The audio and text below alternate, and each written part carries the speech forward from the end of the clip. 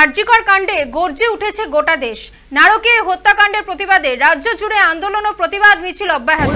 আর এই ঘটনার সুবিচার চেয়ে চিকিৎসক মহলের পাশাপাশি পথে নেমেছেন শিক্ষক, শিল্পী, আইনজীবী ও পড়ুয়ারা সহ সমাজের প্রতিটি স্তরের মানুষ। এবার এই ঘটনার প্রতিবাদ জানিয়েছেন কলকাতা কর্পোরেশনের ইঞ্জিনিয়ারিং ডিপার্টমেন্টের কর্মীরা। এদিন আরজিকর ঘটনাকে কেন্দ্র করে বিক্ষোভ প্রদর্শন করেন তারা জানিয়েছেন, যারা দোষী তারা আজও বাইরে ঘুরে বেড়াচ্ছে, তাদের দৃষ্টান্তমূলক শাস্তি দেওয়া উচিত। তাদের দাবি, শুধুমাত্র একজনকে ধরে কিছু হবে না, সব মাথাকে ধরতে হবে।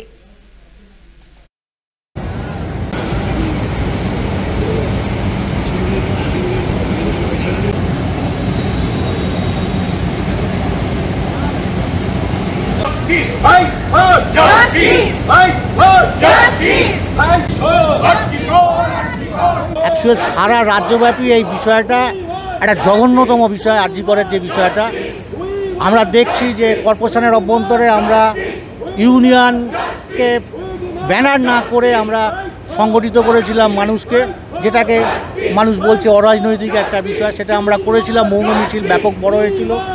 এবারে আমরা ইউনিয়নের পক্ষ থেকে করেছি, তাতে নতুনত্ব এনেছি।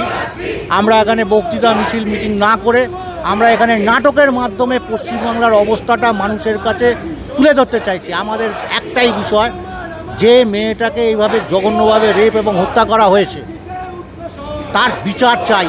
বিচারটা শুধুমাত্র একজনকে ধরে দিলে হবে না, মাথা সমেত বিচার চাই।